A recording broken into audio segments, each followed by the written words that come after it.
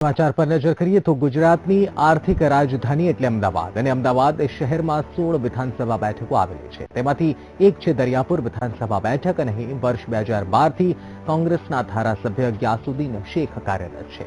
ત્યારે વીટીવીના અભિયાન એમએલએનું report card બોલે છે માં જોઈએ તેમની કામગીરીમાં લેખાજોખા.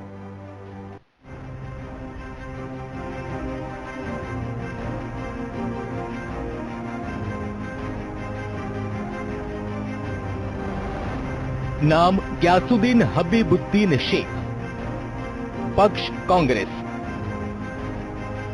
विधानसभा मत विस्तार दरियापुर अमदावाद, व्यवसाय कंस्ट्रक्शन, उम्र 53 वर्ष, अभ्यास एसएससी,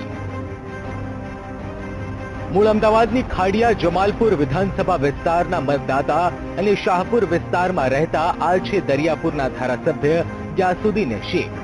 વર્ષ 2012માં શાહપુર વિધાનસભા વિસ્તારનું વિઘટન થતા દરિયાપુર વિધાનસભા મત વિસ્તારમાંથી તેમણે ચૂંટણી લડી અને ભાજપના ઉમેદવાર અને પૂર્વ મંત્રી એવા ભરત બારોટને પરાજિત કરીને દરિયાપુરના ધારાસભ્ય બન્યા. ત્યારે વર્ષ 2012ની ચૂંટણીમાં કોંગ્રેસના ગ્યાસુદ્દીન શેખને 60,967 મત મળ્યા હતા, જ્યારે તેમના હરીફ ઉમેદવાર ભરત બારોટને 58,346 મત મળ્યા હતા. ત્યારે વર્ષ 2012ની વિધાનસભાની ચૂંટણીમાં તેમણે 34,27,258ની મિલકત જાહેર કરી હતી. પોતાનો મત વિસ્તાર છોડી દરિયાપુરમાંથી ચૂંટણી લડીને ધારાસભ્ય બનેલા ગ્યાસુદ્દીન શેખે દરિયાપુરમાં નવા સમાવિષ્ટ વિસ્તારોમાં પીવાનું શુદ્ધ પાણી, ગટર અને રોડ રસ્તા તેમજ ચાલીઓમાં પથ્થરનું કામ કરી આપવાનું અને તમામ પાયાની સુવિધાઓ આપવાનું વચન આપ્યું હતું.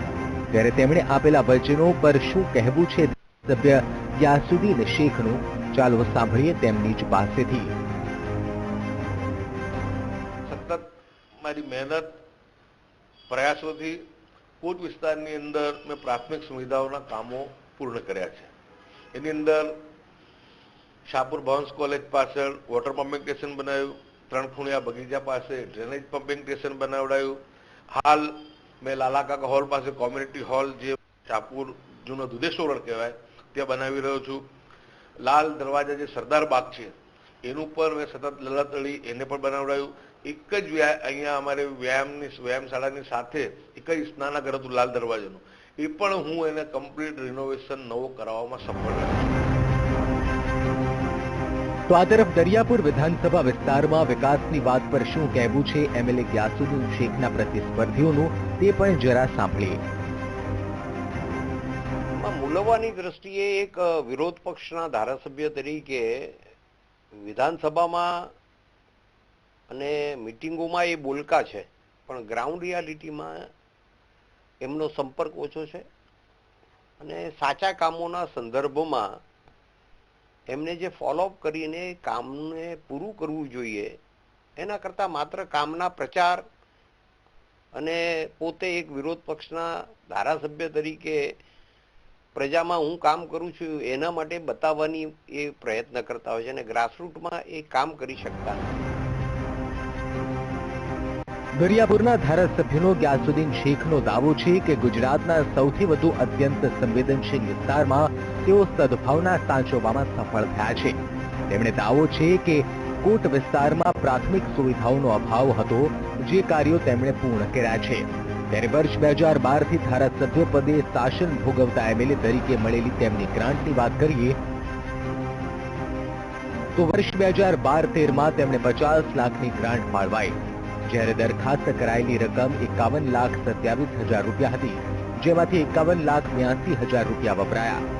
તો વર્ષ 2013-14માં તેમને 50 લાખની ગ્રાન્ટ ફાળવાઈ, જ્યારે દરખાસ્ત કરાયેલી રકમ 56,85,560 હતી, જેમાંથી 49,36,409 વપરાયા અને 63,591 ગ્રાન્ટ વણ વપરાઈ. તો વર્ષ 2014-15માં તેમને 1 કરોડની ગ્રાન્ટ ફાળવાઈ, જ્યારે દરખાસ્ત કરાયેલી રકમ 1,41 લાખ હતી, જેમાંથી 1 કરોડની ગ્રાન્ટ ખર્ચ કરી.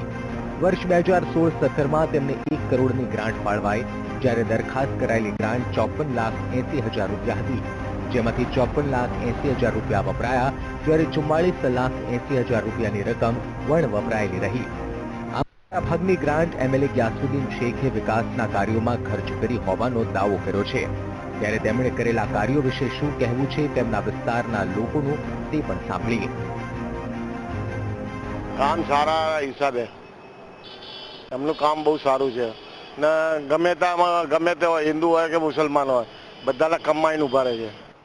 ધારાસભ્ય સુધી અમારે કોઈ કામ પડતું નથી. અમારા એરિયાનું સ્થાનિક કામ જે બી કંઈ હોય, રોડ, પાણી, ગટર લાઈન જે બી લગતું કામ હોય, અમારા માસ્ટર પૂરતું જ અમારા સીમિતથી પતી જતું હોય તો અમારે ત્યાં સુધી પહોંચવાની કંઈ જરૂર હોતી નથી. અમારા માટે બિલકુલ અસંતોષકારક છે, કારણ કે ધારાસભ્ય વોટિંગ લેવા આવ્યા હતા ત્યારે અમે એમને ઓળખ્યા હતા, એ પછી કોઈ દિવસ આવ્યા નથી અમારા એરિયામાં. કઈ કામ નથી કરતા, કોઈનું કામ કરતા નથી. કોઈ પણ આપણે એમની પાસે જઈએ તેમના પેલા બેસેલા હોય માણસો, એમની જોડે બરાબર વાત કરે ને આપણી જોડે કઈ પણ વાત કરતા નથી. દરિયાપુર વિસ્તારમાં લોકો જોઈએ તેવી પાયાની સુવિધા અને વિકાસ જોઈ શક્યા નથી અને પોતાની જવાબદારીઓ પ્રત્યે ધારાસભ્ય પૂરતું ધ્યાન આપતા નથીની બૂમરાણો પણ સાંભળવા મળી છે અને 10માંથી 6 માર્ક્સ આપીને જનતા તેમના કાર્યનું મૂલ્યાંકન કરે છે. અમદાવાદ શહેરને મહાનગરની ઉપમા મળ્યું છે અને રાજ્યનું આર્થિક પાટનગર પણ કહેવાય છે, ત્યારે દરિયાપુર જેવો વિસ્તાર આજે પણ વિકાસથી વંચિત રહ્યો હોવાની લોકોની ફરિયાદ છે. ત્યારે લોકોની આ ફરિયાદ આગામી ચૂંટણીમાં એમએલએ ગ્યાસુદ્દીન શેખને ભારે પડે તો નવાઈ નહીં. ગૌરવ પટેલ અને રાજ પરમાર સાથે વીટીવી ન્યૂઝ.